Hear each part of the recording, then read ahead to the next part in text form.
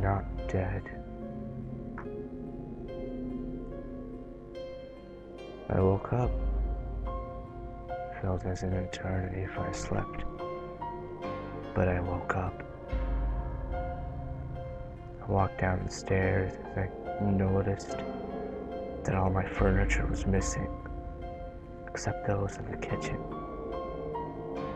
I searched my house, wondering where my family could be. I left my house. I drove my car to work. I didn't know what day it was, since I couldn't find my phone. And well, I basically kept all my information on it. As I drove, I noticed the streets were full of people. People without any physical, facial expression. They just seemed so dull that I could almost call them dead. I entered the building where I worked in. People worked as usual. I sat on my desk and browsed the local news on my laptop. Main headline: 23-year-old man found dead. I saw the pictures. I saw something odd. The man on the picture was me. How could it be? I'm dead.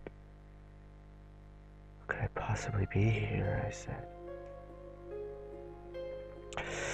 I ran to my car and I drove my daughter to school as fast as I could, trying to find her. I saw her crying on the window. I tried to speak to her, but she wouldn't respond. As I drove home, I started crying. I couldn't stop thinking about my daughter. After my wife died, I was the only person left to take care of her. While I was thinking about my daughter, I didn't notice a large man approaching me. As it hit me, I suddenly blacked out. As I woke up, I noticed I was in my house, in my kitchen, with my wife and child eating breakfast. And I thought that I must have had a bad dream. But that was just it. My life went on for a few days, and then I blacked out again. This time, it was while I was at the park with my child. I watched her play happily, laughing, jumping in joy. When I woke up, I was in a different place. It seemed as if I was inside a coffin. I tried to look around, and all I saw was a sentence written over and over again. I'm not dead. I searched around what little space I could, trying to find a way out. What I saw was a cracked part of the coffin where dirt seemed to fall off. It seemed I had my phone in my pocket.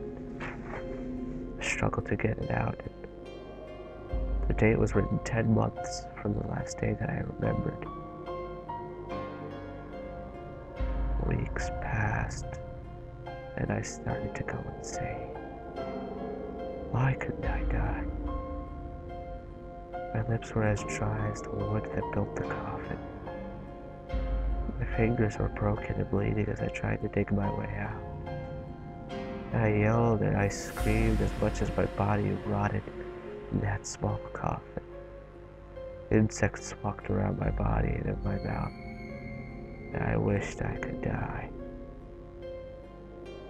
That's the only thing I could ever think about. Hunger drove me mad to the point where I started to bite my own fingers, eating them, devouring them. I felt my legs being eaten, my skin drying.